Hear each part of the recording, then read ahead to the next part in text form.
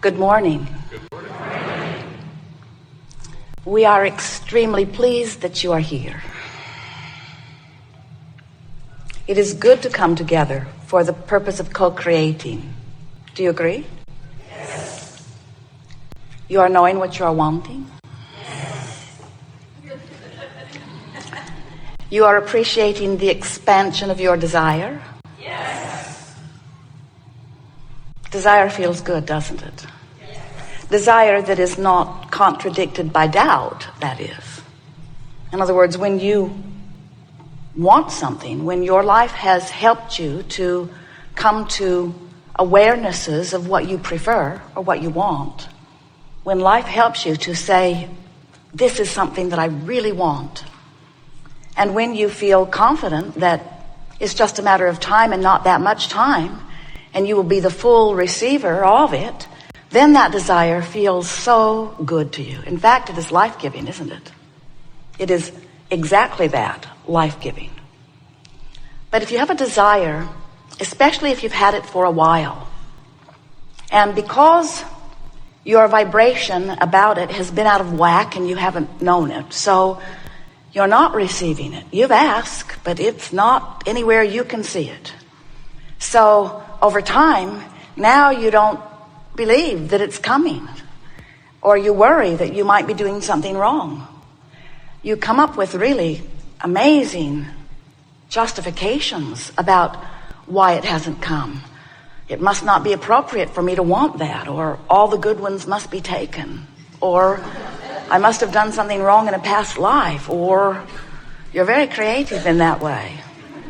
But what it comes down to is when you want something and it hasn't come and you don't know why it hasn't come, and you're sort of beating the drum of when will it come and where will it come from and who will be with it and what should I do, then those desires don't feel so life-giving. They don't really drain you, but they're calling through you, and you're not letting them go does set up stronger resistance, which is innervating to you. And that is what produces all negative emotion.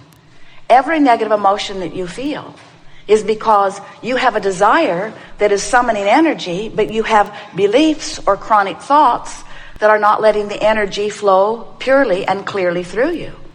When you want something and you don't contradict it with thoughts of doubt or disbelief, then there's no resistance, and the desire, as it pulls through you on its way to the creation of whatever it is you are wanting, as that desire pulls through you, it is life-giving. You feel enthusiasm, you feel passion, you feel frisky. And so what we'll be talking about today, all day here today, is about how to clean up that vibration, how to get yourself oriented toward what you want. You are source energy beings here in these bodies. Do you know that?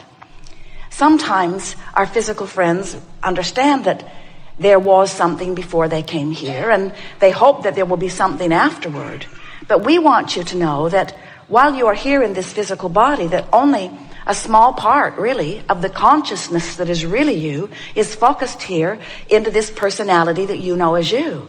Now, we don't want that to make you feel diminished, because you are essential to the expansion of all that is. But all of you, all that exists as the non-physical part of you, is not here focused in this body. The larger part of you, sometimes you call it soul, we refer to it as your inner being, that soul source part of you still remains non-physically focused. You are a vibrational being. That part of you is purely vibrational. So then, as part of that consciousness focuses into you here, now you have the potential of the advantage of these two vibrational aspects. There's the source aspect, and there's the physical, leading edge, creative genius aspect. And those two vibrational aspects of you are playing off of one another all the time. Your life, in your willingness to expose yourself to variety, caused you and all that is to expand into an improved place. And the question that this gathering wants to help you ask and help you answer is, are you taking the expansion?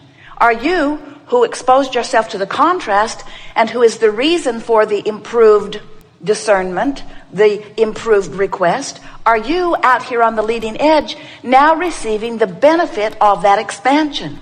And the answer to the question is felt by you within your emotions. If you feel frisky, the answer is yes. If you feel energized, if you feel passion, if you feel enthusiasm for life, then that means you launched a rocket and went with the rocket and became the new and improved vibrational state, which means the manifestation has to catch up with you and fast. But if you launch a rocket and you feel disappointed or you continue to feel lack, if you beat the drum of the reason that you're asking, in other words, I'm sick and I want to be well, so you launch the rocket of improved wellness, and the source part of you becomes weller, we're not kidding you, weller than you were before you were sick and asking for wellness. So now the non-physical aspect of you is weller. But if you keep beating the drum of I don't feel good, beating the drum of I need someone to offer a prayer for me so that I can move from this place I do not want of sickness to a place of wellness, then without meaning to, by your attention to the reason you ask for wellness, you hold yourself in the vibrational attitude of sickness and you don't let yourself be the well-being. So now we're going to give you the strongest statement that we could give you or that you could ever hear. Every bit of negative emotion that you or anyone ever feels is for one reason only. Life caused you to expand, but you're holding to a thought that is not letting you take the expansion. In other words, your mass consciousness could be expanding.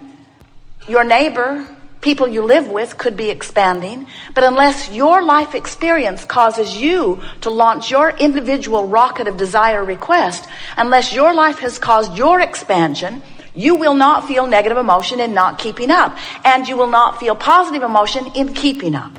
Your emotions, the good feeling ones and the not good feeling ones, are all about your request for expansion and your relationship to that expansion.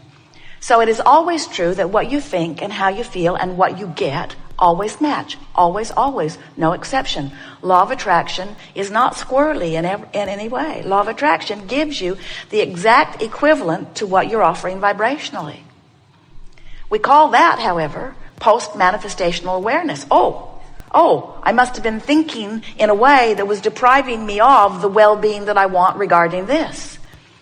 But there is a pre-manifestational way that you can know where you're headed, and that is by paying attention to your moods, to your attitudes. Pay attention to the way you feel about things. Sometimes you're not sure if you're having a mood or an attitude because you're observing something unwanted, or if you're having a mood or an attitude because you're in the midst of creating something unwanted.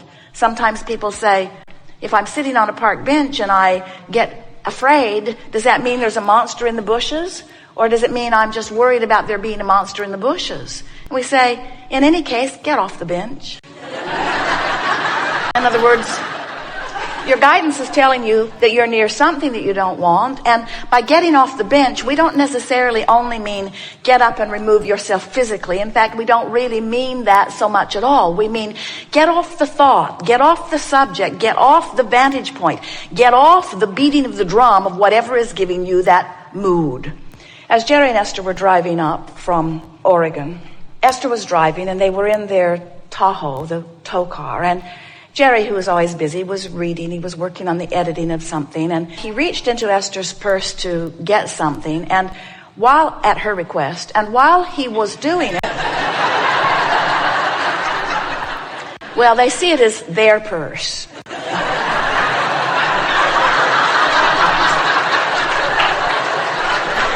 While he was doing it, he was taking things out of it, and Esther just doesn't see the point of that. Don't take everything out. Just fish around till you find what you're looking for. How long have we had this purse anyway? But Jerry was more comfortable filling his lap full of the contents of the purse, which was making Esther very uncomfortable. And so she is giving him a hard time about it, and he took it well, sort of, and then gave her a hard time back. It's hard to find anything in here. And Esther said, well, you just feel for it. If you feel for it, do you know what that feels like? Just feel for it. So they had their fun with it, and Jerry put things back in, sort of, and then several hours later, they were up in their suite, and Esther was looking for the appointment book, which has all kinds of information that is important to her in it, and it wasn't in her purse. And she said to Jerry, I think my appointment book may be still in the car, which had been checked by the valet. And Esther sort of sat there stubbornly thinking, and I'm not going and getting it. Because I'm not the reason that it's in the car. So Jerry, cheerfully seeming, took the valet ticket and went down and retrieved the book. And while he is gone, Esther is thinking, did I create that? Or did I see it coming? In other words, this has happened before. He doesn't care nearly as much as I do about what's in our purse. And we want to say, in either case, get off the bench. In other words, if Jerry had left things out of Esther's purse 100 times, and so she was pretty certain that he was going to clumsily and stupidly and uncaringly do it again. The point that we're making here is, it's Esther's responsibility. Now, this is going to sound hard to hear, but we want you to hear it. It's Esther's responsibility to develop the expectation of what she wants, regardless of the way others are behaving in her experience. Because there is a big case to be made for the fact that her concern about him doing as he was doing with her purse, it doesn't matter whether he trained her into that by leaving things in the car on dozens of occasions. There haven't been dozens of occasions. Well, close to it. But it doesn't matter what past experience has been. What matters is, am I a vibrational match to what I want? And the thing that is so interesting as you co-create with others is that you do not want to take responsibility for what they do. We'll just let that settle in just a little bit. You don't want to take responsibility for how others behave in your experience, but we want you to take responsibility for how you feel about everything that interacts with you. Now we've made an issue out of this. We would encourage Esther to do some focus wheels about lining up the way she feels about Jerry fishing around in her purse. Because she has an attitude about the way Jerry fishes around in her purse that does not serve her and that evokes from Jerry behavior that does not please her. And most of you want to say, well, Jerry's a big boy. Shouldn't he be able, like our children, shouldn't our children be able to hear our words and respond to our words at face value? And we say, you live in a vibrational universe. You are attracting by virtue of your vibration. Your vibration is your point of attraction, and when you have a strong point of attraction about something, the other can't buck your current. Now, Jerry and Esther, they've got a thing going on with this purse because Esther totes all this stuff around, stuff that Jerry needs all the time, and feels responsible for what's in the purse. And so she hasn't cleaned up her vibration about her relationship or Jerry's relationship with this purse, nor has he. In other words, they have purse issues. They do. They have purse issues that neither one of them have felt the need to clean up. In other words, it's not a big thing. If every time they had a purse issue, one of their teeth would fall out, they'd get on it. And what we want to say to you is that it's not the big things in your life that are causing you to train yourself out of vibrational alignment with who you are and what you want. It's little stuff like that all day, every day. It's interacting with people who, when you observe them, you don't feel good, and then you give them the responsibility to do something different so that you can feel good, but they're not going to do something different so that you can feel good, so you feel powerless, so you hold yourself incessantly out of vibrational whack with the fullness of who you are over such insignificant things. We're not kidding you.